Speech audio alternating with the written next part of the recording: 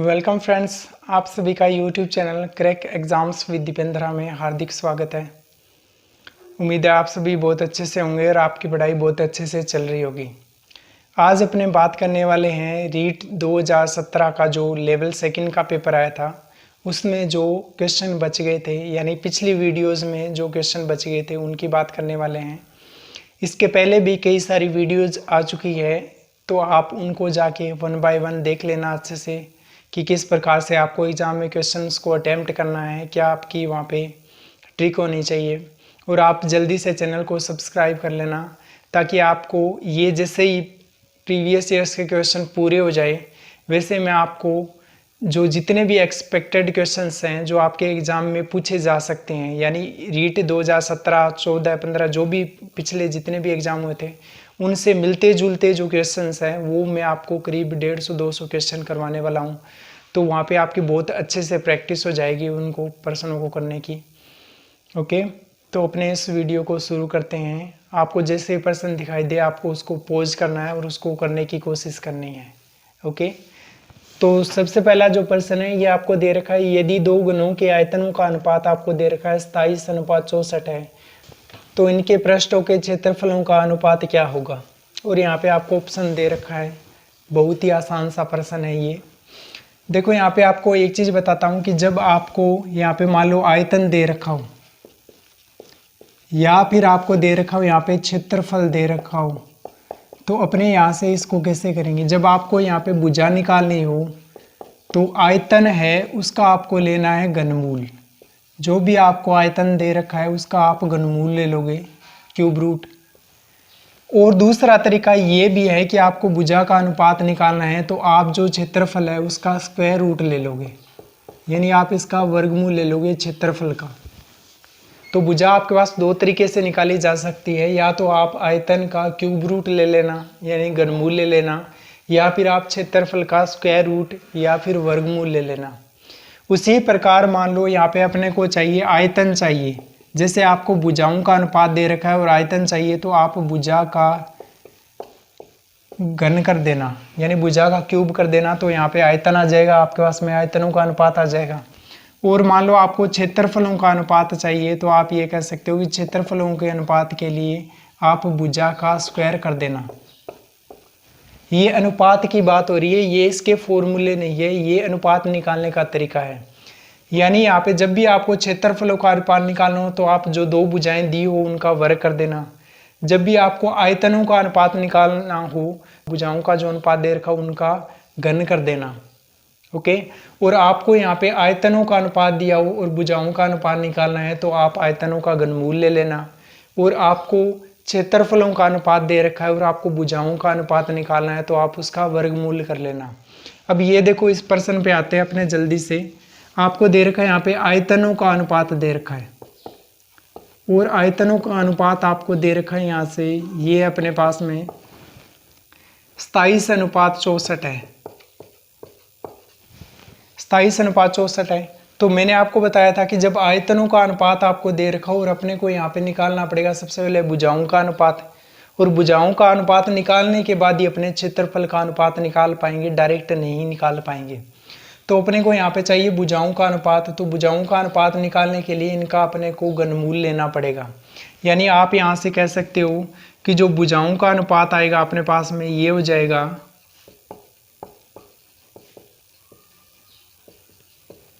ये हो जाएगा अपने पास में घनमूल 27 अनुपात घनमूल 64।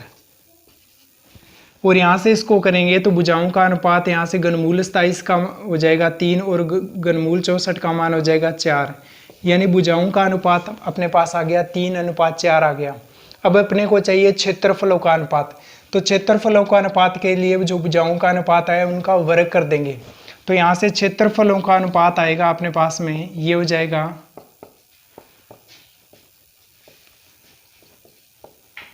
इनका वर्ग करेंगे तो ये हो जाएगा अपने पास में 3 का वर्ग 9 और 4 का वर्ग हो जाएगा 16, यानी आंसर क्या हो जाएगा, क्षेत्रफलों का अनुपात 9:16 हो जाएगा यहाँ से।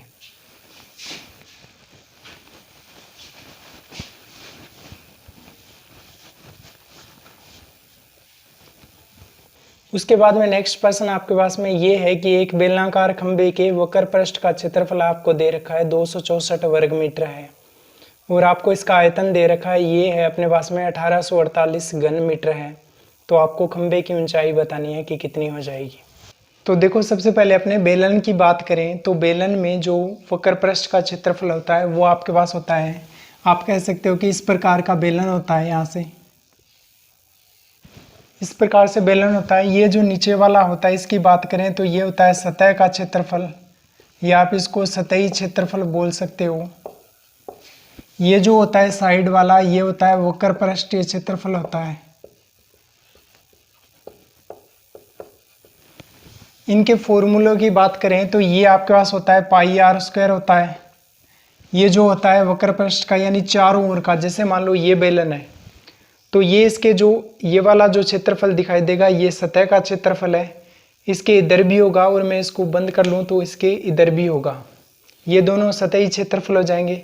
जो ये आपको पूरा दिखाई दे रहा है चारों ओर ये इसके वक्र पृष्ठ का क्षेत्रफल हो जाएगा। तो ये हो जाएगा यहाँ से आपके पास में हो जाएगा 2 पाई आर एच हो जाएगा और ये आपके पास में फिर से हो जाएगा पाई आर स्क्वायर।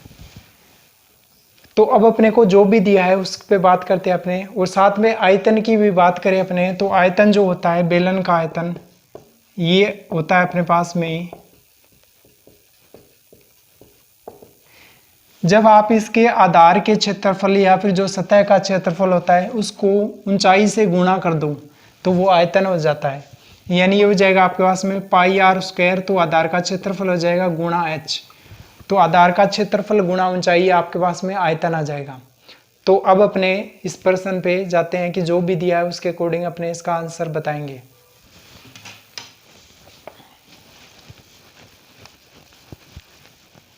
तो देखो यहाँ पे आपको ये दिया हुआ है कि वक्र पृष्ठ क्षेत्रफल है ये आपके पास में 264 वर्ग मीटर है, आयतन आपके पास में 1848 घन मीटर है।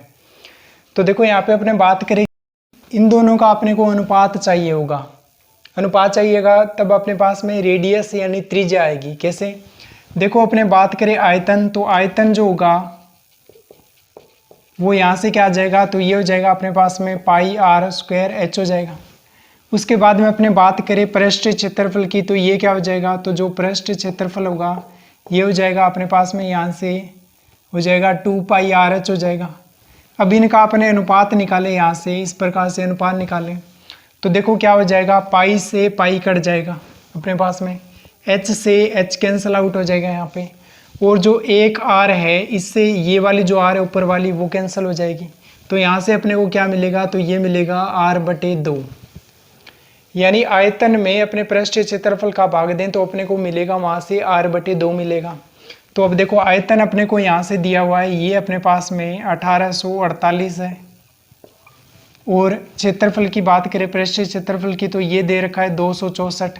अब 1848 में अपने 264 का भाग देंगे तो ये अपने पास में 7 बार चला जाएगा, यहाँ से ये आ जाएगा यहाँ से 7, और ये जो 7 है वो किसके बराबर है, तो ये अपने पास में r/2 के बराबर है। तो यहाँ से ये r के भाग में ये दर चला जाएगा तो गुणा में आ जाएगा, और यहाँ से अपने इसको हल करें तो r का मान जो होगा ये हो जाएगा 7 × 2 बराबर हो जाएगा 14 सेंटीमीटर। यानी r क्या हो गया, तो ये हो जाएगा 7 × 2 बराबर 14 सेंटीमीटर आ गया। अब अपने को यहाँ पे r नहीं पूछा गया है, यहाँ पे अपने से ऊंचाई पूछी गई है जो क्या आ जाएगी।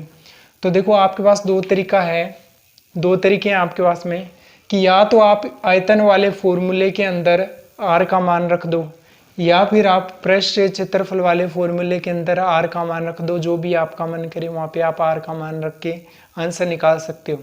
इन दोनों में बात करें तो सबसे आसान ये कैलकुलेशन होगी वक्र पृष्ठ क्षेत्रफल वाली, तो इसमें अपने r का मान रख के h निकाल लेते हैं। तो अपने को ये पता है कि जो वक्र पृष्ठ क्षेत्रफल होता है ये होता है 2 पाई आर एच होता है, और इसका अपने को मान दे रखा है यहाँ से 264। तो 2 पाई आर एच का मान अपने पास 264 है। तो अब देखो ये अपने पास में 264 आ गया। अब इसको मैं यहाँ पे हल करूँ साइड में इधर, h का मान निकालने के लिए अपने इन तीनों को इसके नीचे भेज देते हैं। तो ये हो जाएगा अपने पास में, आप कह सकते हो h बराबर 264 ये जो है तीनों ये उसके नीचे आ जाएगी, तो ये हो जाएगी 2 × पाई का मान अपने को पता है 22/7 होता है, तो ये हो जाएगा अपने पास में 22/7 और गुणा आर का मान अपने पास आ गया यहाँ से 14, तो ये हो जाएगा 14। अब इसको हल करेंगे तो इसमें 2 बार यहाँ से भाग चला जाएगा।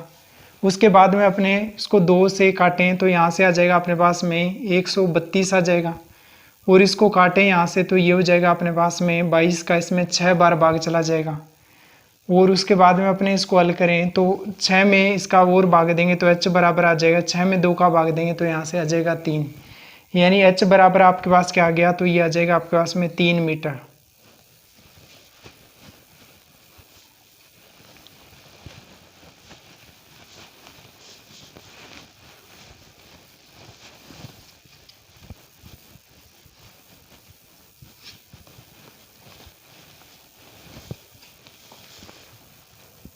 उसके बाद में नेक्स्ट प्रश्न ये है कि एक कक्षा के 20 छात्रों ने गणित विषय में 100 अंकों में से क्रमशः निम्न अंक प्राप्त किए, और आपको वर्गीकृत बारंबारता है वो सारणी यहाँ पे बना के बतानी है।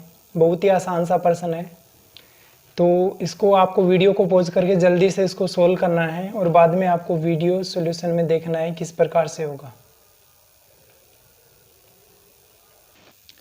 तो अपने को यहाँ पे ये दिया हुआ है कि गणित विषय में 20 छात्र हैं, उन्होंने ये जो आपको दिखाई दे रहे हैं ये अलग अलग उन्होंने अंक प्राप्त किए हैं, और यहाँ पे अपने को बारंबारता सारणी बनानी है। तो देखो यहाँ पे कैसे करेंगे, सबसे पहले क्रम 1 की बात करें यहाँ पे, और सबसे पहले वर्ग की बात करें 0 से 20 तक। उसके बाद में अपने 2 नंबर पे बात करें 20 से लेके 40 तक, क्योंकि टोटल 100 तक होंगे ना ये, क्योंकि 100 नंबर का सब्जेक्ट है मैथ्स, तो उसमें 0 से लेके लास्ट में कौन आएगा, 100 आएगा। तो अपने 20-20 के वर्ग अंतराल की बात करें, जैसा कि आपको ऑप्शन में दिया हुआ है, यदि आपको ऑप्शन में 10-10 का वर्ग अंतराल दिया होता तो अपने 10-10 के हिसाब से देखते, लेकिन यहाँ पे आपको ऑप्शन में 20-20 का वर्ग अंतराल दे रखा है, तो अपने ऑप्शन के अकॉर्डिंग 20-20 का जो वर्ग अंतराल है उसको देखेंगे। तो यहाँ पे 3 नंबर पे आपको दिया है, यहाँ से हो जाएगा आपके पास में 40 से 60 हो जाएगा। उसके बाद में अपने बात करें यहाँ पे 4 नंबर पे आपको दे रखा है 60 से 80 दे रखा है, और 5 नंबर पे आपको दे रखा है 80 से 100 तक दे रखा है। अब देखो यहाँ पे एक चीज़ में कन्फ्यूजन नहीं होना चाहिए आपको कि देखो यहाँ पे इधर आपके पास में 20 है और 20 यहाँ पे है, इधर क्या होगा जो 21 से लेके 40 तक वाले हैं वो काउंट होंगे, 21 से लेके 40 तक, इधर 0 से लेके 20 तक, इधर आपके 41 से लेके 60 तक, इधर आपके 61 से लेके 80 तक, इधर आपके 81 से लेके 100 तक काउंट किए जाएंगे। तो देखो आप जो 0 से 20 तक कितनी बार इसमें अंक वो आ रहे हैं उनको काउंट करके यहाँ पे लिखना है, कितनी बार आ रहे हैं उनका बस नंबर पता करना है अपने को। तो देखो 0 से 20 तक कितनी बार इसमें आ रहे हैं, तो आप ये कहोगे ये एक 6 आ रहा है। उसके बाद में देखो यहाँ पे दूसरा 16 भी 0 से 20 में आता है। उसके बाद में आपके पास में 16 ये दे रखा है, ये भी 0 से 20 में आता है। जो 8 है ये भी 0 से 20 में आता है। उसके बाद आप देखोगे यहाँ पे कौन सा वो अंक है जो 0 से 20 के बीच में आता है, तो यहाँ पे आपको कोई भी नहीं मिलेगा, यानी केवल आपको 4 संख्याएं मिलेगी, जिसमें 8, 6, 16 हो गया और ये वाला 16, 4 संख्याएं हो गई जो आपके पास 0 से 20 में आती है। दूसरे वर्ग अंतराल की बात करें 20 से 40 वाले में, तो इसमें कौन कौन सी आएगी, यानी ऐसी संख्याएं जो 20 से ऊपर हो लेकिन 40 से कम हो, तो वो इस वर्ग अंतराल में अपने गिनेंगे। तो देखो यहाँ पे क्या हो जाएगा, 24 है वो आपके पास में 20 से लेके 40 तक में आता है। 36 भी आपके पास में 20 से 40 के बीच में आता है। उसके बाद 32 है, ये भी आपके पास में 20 से 40 के बीच में आता है। और जो आपके पास में 30 है, ये भी 20 से 40 के बीच में आता है। और यहाँ पे कौन रह गया, तो आपके पास में 4 संख्याएं ये हो गई टोटल। यहाँ से देखो जल्दी से कौन कौन होगी, तो 1, 2 हो गई अपने पास में, 3 हो गई और एक यहाँ से 4। तो ये 4 संख्याएं होगी जो अपने पास में, और एक ये भी है अपने पास में 28 है, ये भी 20 से 40 के बीच में आती है। टोटल 5 संख्याएं यहाँ पे ये हो गई जो आपके पास में 20 से 40 के बीच में आती है। उसके बाद में अपने को पता करनी है कि 40 से 60 के बीच में कौन सी संख्याएं इनमें से जो आएगी। तो अपने 40 से 60 के बीच में बात करें तो 1 ये हो गई, 2, 3 ये हो गई, उसके बाद में 4, उसके बाद में अपने बात करें 5 ये हो गई, उसके बाद में यहाँ से अपने को और कोई भी संख्या 1 ये होगी, यहाँ से 6 संख्याएं होगी। 6 संख्याएं ऐसी है जो 40 से 60 के बीच में आती है। उसके बाद अपने बात करें कि 60 से 80 के बीच में कौन कौन आएगा, तो देखो यहाँ पे अपने 60 से 80 के बीच में बात करें तो आपके पास में 1 नंबर पे ये हो गया जो 60 से 80 के बीच में आता है, 2 नंबर पे ये हो गया अपने पास में, 3 पे आपके पास में ये हो गया। तो टोटल यहाँ पे 3 संख्याएं ऐसी होगी जो 60 से 80 के बीच में आती है। और अपने बात करें 80 से 100 के बीच में कौन कौन आता है, तो बची हुई संख्याएं जैसे कि आपके पास में 1 नंबर पे 2 नंबर पे ये हो गया, तो 2 संख्याएं यहाँ पे ऐसी हो गई जो टोटल यहाँ पे 80 से 100 के बीच में आती है। अपने इनको सभी को जोड़ें तो ये टोटल 20 होना चाहिए, क्योंकि यहाँ पे जो आपको संख्याएं दे रखी है 20 है। तो देखो इनको जोड़ेंगे तो यहाँ से 9 ये हो गया, 15 ये हो गया और 15 5 और 20 हो गया। यानी इस प्रकार से आपको करना है और इसको थोड़ा सा फास्ट करना है, बस संख्याओं को काउंट करना है, कुछ भी नहीं है इसमें, कोई फॉर्मूला नहीं है, कोई लॉजिक नहीं है। आपको इनको जल्दी से गिनना है और जो वर्ग आ रहा है उसके सामने लिखना है। ओके, बहुत आसान सा प्रश्न है ये।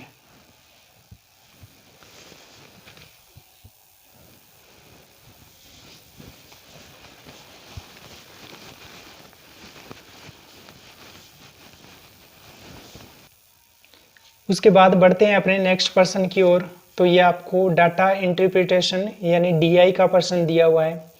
तो देखो इसमें बोला गया है कि सीमा द्वारा कक्षा 6 की परीक्षा में हिंदी, अंग्रेजी, गणित और विज्ञान विषयों में प्राप्त किए गए अंकों का विवरण आपको जो लेखा चित्र या डाटा है उसमें दिया गया है। इन विषयों में सीमा द्वारा प्राप्त सभी अंकों का योग आपको दे रखा है 480 है। तो आपको सावधानी से पढ़कर आपको इनका उत्तर देना है और इस पे 2 प्रश्न आपके आए हुए हैं। उसके बाद में इस पे डीआई पे जो पहला प्रश्न आपके पास में ये है कि सीमा ने गणित में कितने अंक प्राप्त किए, यानी जो सीमा उसने गणित विषय में कितने अंक प्राप्त किए। तो देखो अपने बात करें कि ये जो आपको दे रखा है इसमें जो टोटल यहाँ से कोण बनेगा, यानी कोई भी यहाँ पे आपके पास में बिंदु है इसके चारों तरफ जो कोण बनता है वो 360 डिग्री का कोण बनेगा। यानी जो टोटल कोण है 360 डिग्री का, ये आपको दे रखा है कि टोटल 360 डिग्री का हो चाहे आप टोटल 480 अंक का हो, एक ही बात है। यानी टोटल 360 डिग्री है वो 480 अंकों को बताता है। तो देखो यहाँ पे अपने बात करें, आपको दे रखा है कि सीमा ने गणित में कितने अंक प्राप्त किए, तो यहाँ पे इसने 93 डिग्री अंक प्राप्त किए। जबकि अपने को ये पता है कि जो 360 डिग्री है, यानी ये जो पूरा का पूरा 360 डिग्री है ये बराबर है यहाँ पे 480 अंकों के बराबर है।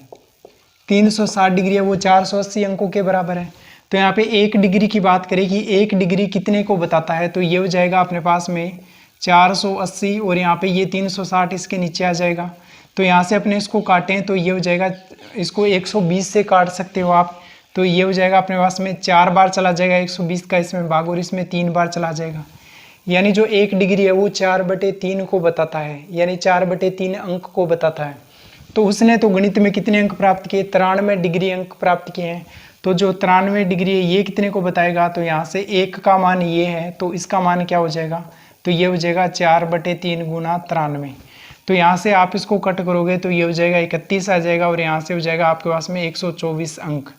यानी इसने सीमा ने गणित में कितने अंक प्राप्त किए, तो इसने 124 अंक यहाँ पे प्राप्त किए हैं।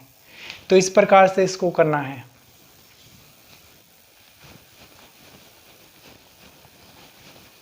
उसके बाद में जो नेक्स्ट प्रश्न है ये आपके पास में कि सीमा ने हिंदी में अंग्रेजी की तुलना में कितने अधिक अंक प्राप्त किए। यानी अपने को अंग्रेजी और हिंदी का जो अंतर आ रहा है वो अपने को बताना है यहाँ पे। तो अपने को ये पता है कि 360 डिग्री है वो यहाँ पे 480 अंक को बता रहा है, टोटल जो अंक है 480। तो 1 डिग्री है वो अभी अपने निकाला था कि 1 डिग्री है वो 480/360 बराबर आप कह सकते हो 3 अंकों। तो ये हो जाएगा बराबर आप कह सकते हो ये हो जाएगा 4/3 अंक को बता रहा है। तो देखो अपने इनकी बात करें कि हिंदी के अंक है वो अंग्रेजी से कितने ज़्यादा है, तो हिंदी के जो अंक है वो अपने पास 108 डिग्री, अंग्रेजी के अंक है वो 72 डिग्री है।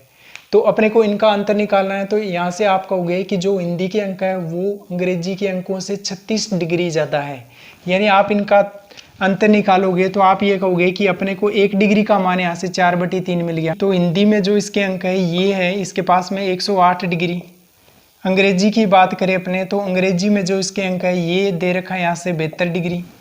और इनका अंतर निकालें अपने, यानी हिंदी में से अंग्रेजी का अंतर निकालें तो ये हो जाएगा अपने पास में 36 डिग्री।